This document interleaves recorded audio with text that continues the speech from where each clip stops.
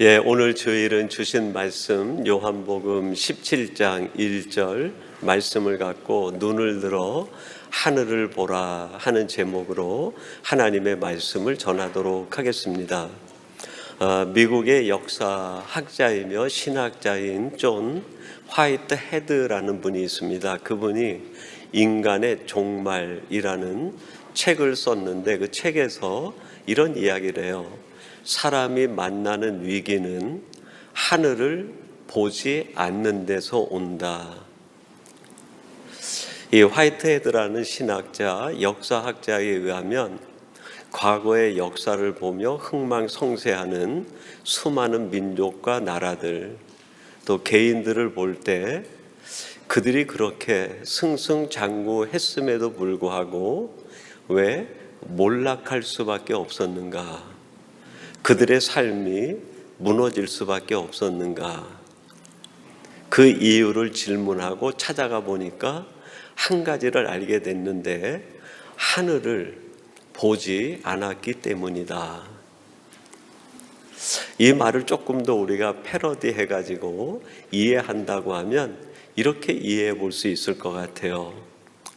사람이 만나는 위기는 하나님을 외면하면서부터 찾아오게 된다. 인간이 만나는 가장 큰 위기는 경제적이거나 정치적이거나 사회적인 위기가 아니라 하나님을 보지 않는 영적인 데서 인간의 위기가 찾아온다. 진정한 인간의 아픔과 인간의 가장 고통스러운 순간은 하나님을 봐야 함에도 불구하고 하나님을 보지 않을 때, 그게 사람이 겪는 최고의 아픔, 고통이 아니겠는가.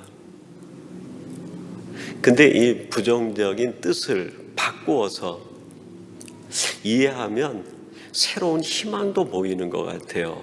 이런 메시지죠. 우리가 만난 그 어떤 상황도 하늘을 보기만 하면 답이 있다는 거예요. 길이 열리게 되고 희망이 보이고 내일이 새롭게 다가올 수 있다. 하나님을 보지 않으면 위기고, 하나님을 보지 않는 순간 우리의 인생이 무너지는 마지막이지만, 내가 만난 마지막 그 순간이라 할지라도 눈을 들어 하늘을 볼 수만 있다면 길이 있다는 거예요. 거기에 희망이 있고 거기에 기적 같은 역사가 일어난다는 거죠. 요한복음 6장에 보면 우리가 너무나 잘 아는 오병이어 기적 이야기가 나옵니다. 날이 저물어 어두워가는 때라고 얘기를 해요. 성경은 가끔 우리 사람들이 만나는 문제, 어려움을 어둠으로 표현합니다. 밤중에 어둠에 캄캄할 때 그런 표현들이 많이 나와요.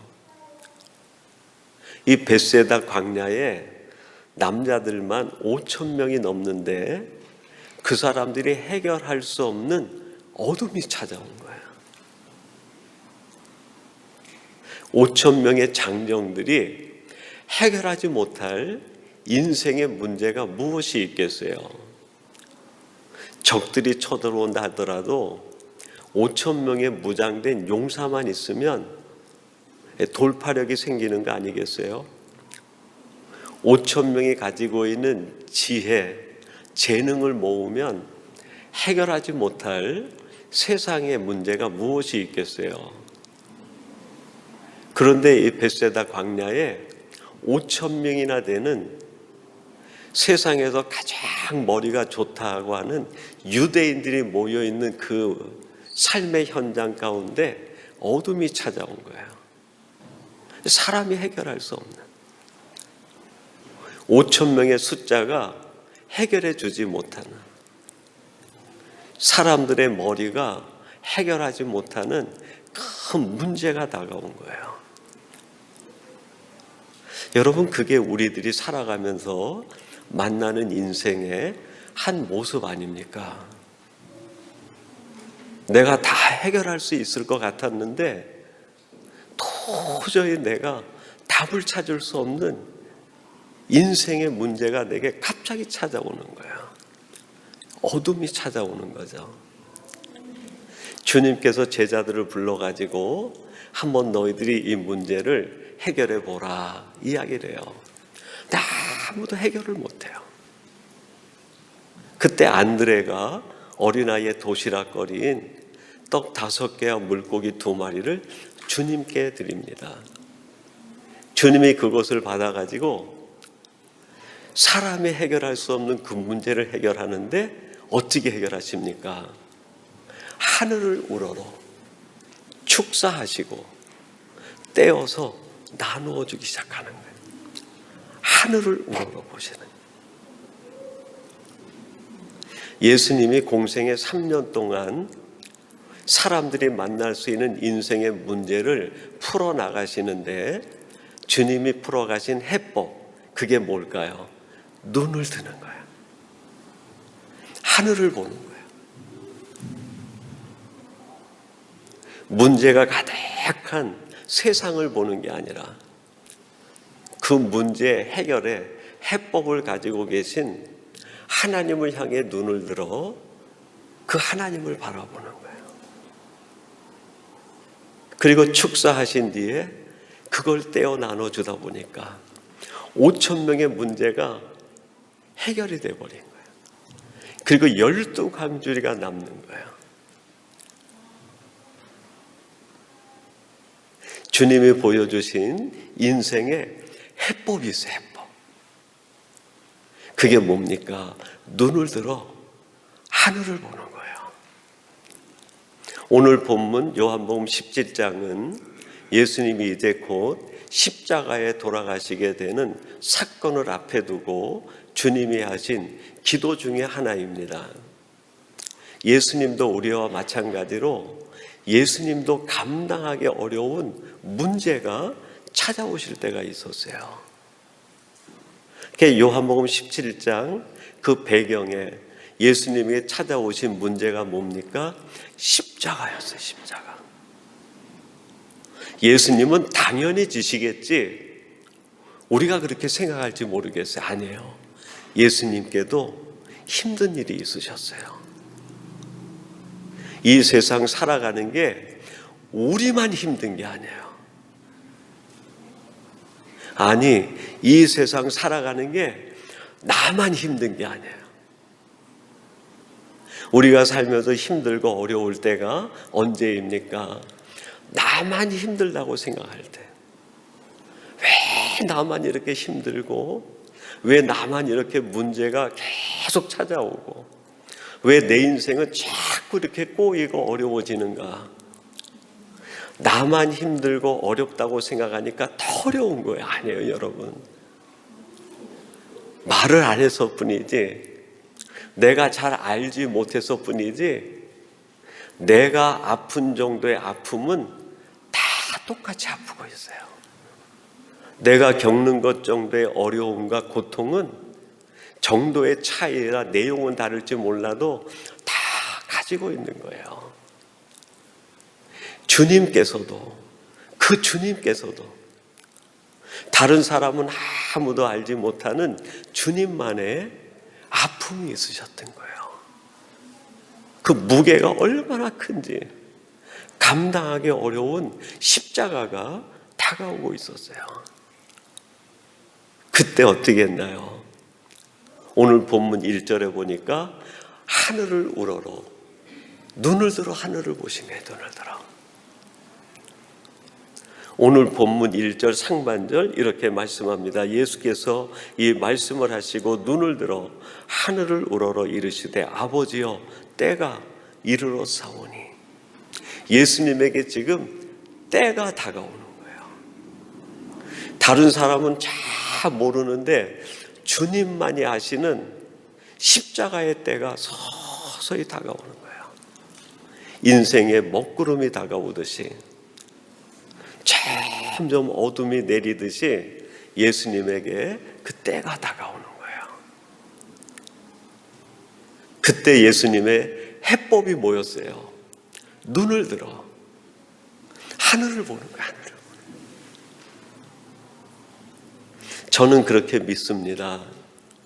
예수님이 당하신 문제를 그렇게 푸셨다고 하면 우리들도 내게 다가오는 인생의 수많은 갈등과 삶의 문제와 경제적 위기와 인생의 고비고비를 어떻게 이길 수 있는가? 눈을 들어 하늘을 보는 거예요. 그러면 조금 더 구체적으로 주님께서는 언제 눈을 들어 하늘을 보신 건가요? 감당하기 어려운 십자가가 찾아올 때 눈을 들어 하늘을 보신 거예요. 마태복음 26장 39절에 보면 겟세마네 동산에서 예수님이 하신 한 가지 일이 기록이 되어 있습니다. 제자들을 따로 떼어둔 뒤에 베드로와 요한을 데리고 함께 동산 깊숙한 곳으로 가셔서 밤새도록 기도하신 거예요. 어떻게 기도하셨나요? 3번씩이나. 우리는 기도하면 뭔가 내가 말로 하나님께 아래에 있는 것을 생각을 해요. 근데 기도의 본질, 기도의 가장 중요한 핵심은 하나님을 보는 거예요. 하나님. 기도를 누워서 하든 앉아서 하든 서서 하든 큰 소리로 하든 묵상으로 하든 기도의 방법은 아무 관계가 없어요. 기도의 본질은 하나님을 주목하는 거예요. 하나님을. 예수님께서 겟세마네 동산에서 하나님에게 시선을 온전히 집중하고 주목하는데 얼마나 그 주목이 강렬했는지 흐르는 땀이 핏방울처럼 바뀌어버린 거예요. 여러분, 우리들이 하나님을 주목하되 이런 자세가 필요해요. 온갖 세상의 잡소리 다 들어가면서 내가 하고 싶은 말만 하나님 앞에 나래인다고 해서 기도가 되는 게 아니에요. 한마디 없어도 돼요. 내 세포 하나하나, 내 신경 하나하나, 내 생각 전체가 하나님께 주목되고 오직 하나님을 바라보는 그게 참다운 기도인 거예요. 그게요. 예수님에게 십자가가 다가오는 그 고통의 때에 주님이 그것을 풀어가신 방법이 뭡니까? 하나님을 주목하는 거예요. 예수님 안에 있는 모든 신경이 하나님을 주목하는 거예요. 몸에 있는 모든 세포가 하나님을 주목하는 거예요. 내 생각 전체가 하나님을 주목하는 거예요. 내 마음 전체가 하나님께만 집중되는 거예요. 이게 진정한 기도죠. 이렇게 하나님을 집중했을 때 하나님으로부터 예수님에게 깨달아지는 한 가지가 있었어요. 그게 요한복음 17장 4절 말씀에 기록이 되어 있는데 이런 말씀입니다. 아버지께서 내게 하라고 주신 일을 내가 이루어 아버지를 이 세상에서 영화롭게 하였사오니. 그 다가오는 감당하기 어려운 십자가 앞에서 모든 걸 주목하고 하나님을 바라보았을 때 하나님으로부터 마음에 깨달아지는 한 가지가 있었어요. 그게 뭡니까? 내가 너에게 하라고 맡긴 일, 그게 느껴진 거예요. 이 십자가는 오직 이 세상에 있는 수많은 사람들 가운데 예수님만이 감당해야 돼. 오직 너만이 감당할 수 있는 하나님의 일이라는 걸 알게 된 거예요. 예수님께서 하나님을 주목하는 순간에 십자가의 무게가 달라진 건 아니에요. 예수님이 져야 되는 십자가의 크기가 줄어든 게 아니에요. 여러분, 우리가 우리 앞에 만난 인생의 문제 앞에서 우리의 모든 삶을 집중해가지고 하나님을 바라보고 기도한다고 해도 문제가 바뀌거나 작아지거나 하지는 않을 수 있어요. 근데 하나님이 주시는 놀라운 것이 있어요. 그게 뭡니까? 그걸 감당할 수 있는 능력을 주시는 거예요. 능력. 겟세마네 동산 이전과 이후에 주님에게 달라진 것이 있어요. 그게 뭘까요? 겟세마네 동산 이전에는 십자가를 감당할 만한 능력이 없었어요. 그 십자가를 감당할 만한 힘이 생기지 않았어요. 근데 그 동산에서 오직 하나님께 집중하고 시선을 하나님께 두었을 때 그걸 감당할 수 있는 힘이 생기는 거예요. 힘이. 여러분, 우리가 살면서 많은 인생의 어려움을 놓고 기도할 때 달라지는 게 있어요. 그 문제가 줄어들거나 본질이 바뀌진 않아요. 근데 그거를 감당할 수 있는 능력을 내게 주세요. 힘을 주세요. 그리고 또 한 가지 하나님이 주시는 은혜가 있어요. 그게 뭘까요? 그 십자가 사건 이후에 이루어질 하나님의 영광을 보여주신 거예요. 요한복음 17장 4절 하반절에 보니까 하나님이 온 세상에서 받으실 영광이 무엇인지 그걸 알려주신 거예요. 그게 뭘까요? 예수님이 십자가를 지셔야 되는 이유였어요. 이유. 내가 왜 십자가를 져야 되는지 그 이유가 이것 때문이구나 한 걸 알게 됐어요. 내가 십자가를 짐으로 어떻게 된다고요? 온 세상에서 하나님이 영광을 받으시게 된다는 거예요. 이유를 알면 삶이 쉬워집니다. 이유를 모르면 조그만 문제도 그렇게 힘들 수가 없어요. 근데 이유를 알면 십자가의 크기는 관계없어요. 이유를 알면 십자가의 무게는 관계가 없어요.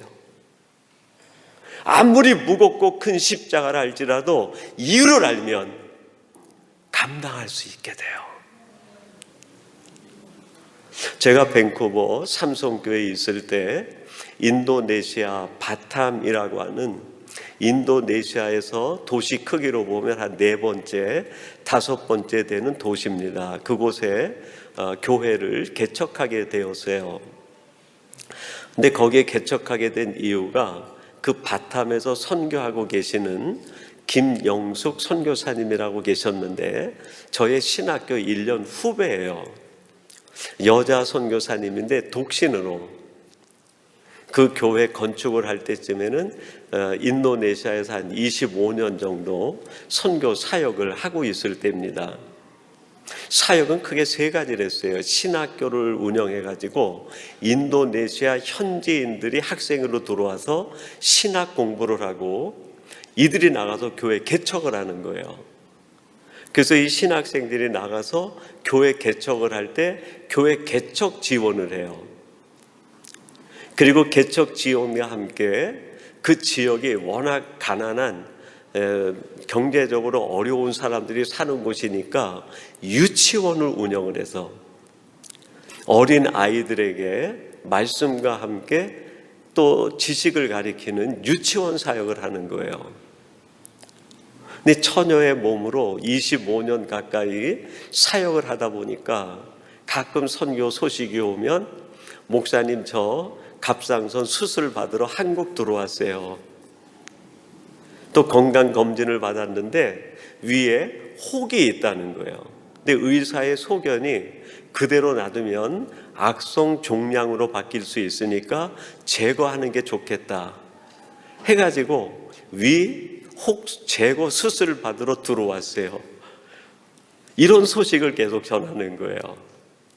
그때도 수술을 한 3-4차례 받은 뒤에 바탐이라는 데서 이제 사역을 계속 이어가실 텐데 헌당식을 하고 난 뒤에 선교사님하고 대화하면서 그런 얘기를 했어요. 선교사님이 이 몸으로 어떻게 이 큰 사역 이거 어떻게 다 할 수 있어? 이제 후배나 동력자한테 넘겨주고 좀 고국 돌아와서 안식하면 어때? 아니면은 밴쿠버 돌아오면 나하고 같이 사역해. 등등 이제 얘기를 하는데 이분이 가만히 듣고 있다가 그 다음 날 목사님 저랑 같이 갈 데가 있어야 하고 저희 선교팀을 인솔에 가는 거예요. 그 신학교가 있는 데가 도시 다운타운 근처였는데 변두리로 한 2시간 정도 가니까 거대한 쓰레기 산이 나오는 거예요. 그러니까 그 바탐시에서 나오는 모든 쓰레기를 다 거기다가 그냥 버리는 거예요. 그러다 보니까 난지도는 저리 가라예요. 난지도의 거의 10배 이상 되는 큰 쓰레기 산이 나오는 거예요. 근데 그 쓰레기 산을 지나가는데 그 산 언저리에 조그만 아이들 한 20-30명 정도가 모여가지고 쓰레기를 줍는 거예요. 그걸 주워서 팔아가지고 그것으로 이제 하루하루 살아가는 거예요. 그 쓰레기 마을을 지나니까 이제는 공동묘지가 나오는 거예요. 그냥 그 지역 전체가 그냥 공동묘지가 돼가지고 좀 부자인 사람은 비석을 멋지게 세워놓고 그렇지 않은 사람들은 나무에다가 그냥 이름 정도 써놓고 그렇지 않은 사람은 그냥 웅덩이 파가지고 묻고 평지처럼 매장을 하는 거예요. 그 공동묘지 마을 안에 마을이 있는 거예요. 사람이 사는 마을이. 공동묘지 옆에 마을이 따로 있는 게 아니라 그 묘지 안에. 그게 너무 이상해서 선교사님한테 여쭤보세요. 아니 선교사님, 공동묘지 옆에 마을이 있는 건 이해가 되겠는데 왜 이 사람들은 공동묘지 안에서 이렇게 삽니까? 그랬더니 거기서 살 수밖에 없다는 거예요. 다른 데서 살면 세금도 내야 되고 이것저것 내야 되는데 그 돈이 없으니까 그 묘지 안에는 모든 게 돈을 하나도 내지 않는 거예요. 근데 집들 모양이 비슷해요. 내가 이렇게 들어갈 때는 머리를 숙이고 들어갈 정도, 한 1m 20 정도 되는 높이에 사과상자각 정도 되는 그런 집들이에요. 우리 어른들이 들어가면 3사람 정도 들어가면 답답할 정도. 근데 그런 사과상자 같이 돼 있는 그 안에 5-6명이 한 가족을 이루고 살고 있는 거예요. 얼마나 열악합니까? 근데 그걸 보고 나오는데 선교사님이 그 집을 지어진 판자로 툭툭 치면서 목사님 이게 무슨 나무인지 알아요? 그러는 거예요. 그게 관이었어요. 관. 그 묘지에 매장하기 위하여 사람을 관으로 데려와서 거기서 사람을 매장한 뒤에 그 관으로 그 나무를 이용해서 집을 지은 거예요. 가슴이 꽉 막히는 느낌이에요. 아니 어떻게 이렇게 지독하게 어렵고 힘들 수 있나. 근데 그 공동묘지 마을을 조금 더 지나가는데 그 앞에 교회가 하나 나와요. 아담한 교회가. 그리고 노란 페인트로 교회 벽을 칠했는데 그 벽에다가 글자를 써놨어요. 글로리아 이글레시아. 글로리아는 영광 그런 말이고 이글레시아는 스페니쉬로 그들이 쓰는 말로는 교회 그런 뜻이에요. 영광교회, 영광교회. 그 안에 유치원 수업이 진행이 되고 있더라고요.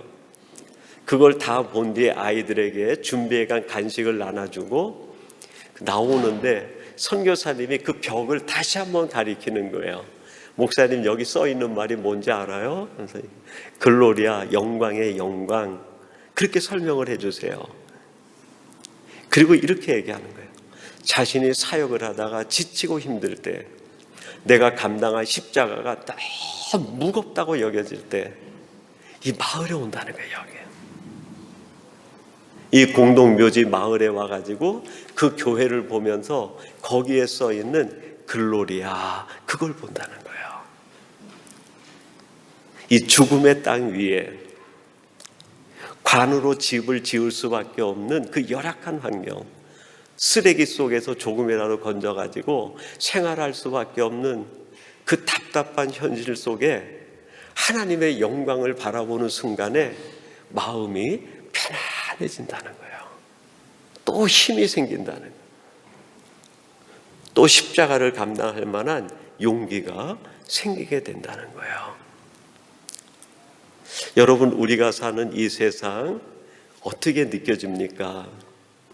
쓰레기가 산으로 쌓여 있진 않지만 우리들이 지금 이 세상 쓰레기와 함께 살고 있지 않습니까? 여기가 쓰레기 마을이에요.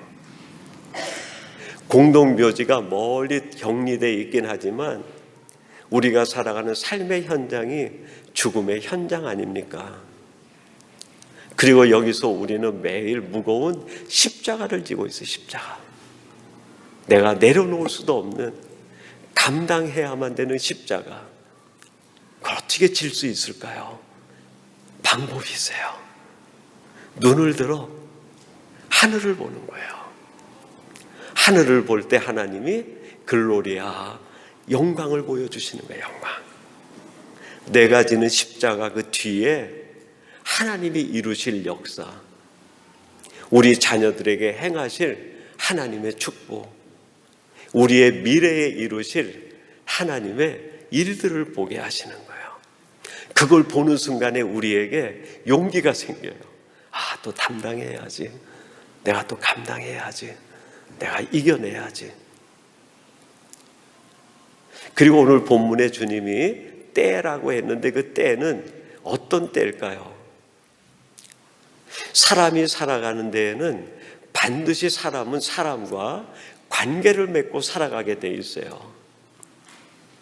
근데 그 관계가 부드럽고 그 관계가 좋을 때는 좋은데 그 관계가 깨어지면 우리를 얼마나 힘들게 하는지 몰라요. 마태복음 26장 24절에 보면 주님께서 처음으로, 제가 보기에는 성경에 나타난 말씀 가운데 예수님이 하신 말씀 중에, 사람에 대하여 개인적으로 하신 말씀 중에 최악의 말씀을 하신 적이 있어요. 그게 뭘까요? 이 사람은 차라리 태어나지 않았으면 제게 좋을 뻔했을 것이다 하는 말씀을 하세요. 가룟 유다에게 하신 말씀이에요. 바리새인들에게, 외식하는 자들에게 화 있을진저 독사의 자식들아 얘기하신 적이 있어요. 근데 그것은 죄에 대하여 하신 말씀이에요. 그들이 하고 있는 외식과 그들이 하고 있는 허식영과 그들이 가지고 있는 불신앙과 죄에 대하여 주님께서 선포하듯이 선포한 말씀이 그 말씀이에요. 유일하게 개인에게 하신 가장 최악의 말씀은 아마 이 말씀이 아닐까 싶어요. 너는 차라리 태어나지 않았으면 좋을 뻔했다. 그게 뭡니까? 예수님 마음에 사람으로 인한 큰 상처가 있는, 예수님 마음에 사람으로 인하여 큰 아픔이 생긴 거예요. 그때에 주님이 하신 일이 뭡니까? 눈을 들어 하늘을 바라보신 거예요. 여러분, 우리가 살면서 사람으로 인하여 생기는 일들이 있을 때 사람과 그 문제 가지고 다투지 마세요. 그 문제는 사람과 풀어내야 될 문제가 아니에요. 눈을 들어 하늘을 바라봐야 돼요. 하늘을 바라보면 하나님이 내 마음속에 그걸 풀 수 있는 넉넉한 마음을 주시는, 1934년부터 35년까지 2년 동안 그때 한국에서 발간된 성서 기독교 잡지 가운데 성서 조선이라는 책이 있었어요. 그때 김재준 박사라고 미국에서 공부하고 오신 분이 한국 사람들에게 어떻게 하면 복음을 전할 수 있을까 생각하고 만든 월간 잡지입니다. 그 잡지에 일본에서 공부하고 오신 함석헌 선생님이 2년 동안 성경으로 본 한국 역사, 조선 역사라는 항목으로 연재를 해요. 그러니까 2년 동안 매월 연재를 했으니까 한 20여 목차 정도 되는 긴 글을 쓰신 거죠. 그것이 1965년에 뜻으로 본 한국 역사라는 책으로 단행본으로 발권이 됐어요. 지금도 그 책을 사서 볼 수 있습니다. 이 함석헌 선생님이 1934년, 35년 한국이 가장 힘들 때였어요. 무엇으로 힘들었을까요? 나라의 주권을 빼앗은 것으로 힘들었지만 그때 조선을 핍박하고 조선의 백성들에게 압제를 하는 일본 사람들이 얼마나 미운지 모르는 거예요. 사람으로 인하여 가장 큰 아픔을 당하는데요. 사람을 보면 분노가 치솟는 거예요. 사람에 대한 미움이 식어지지가 않는 거예요. 그때 지식인들과 뜻 있는 사람들은 어떻게 하면 이 민족적인 아픔을 치유하고 회복할 수 있을까?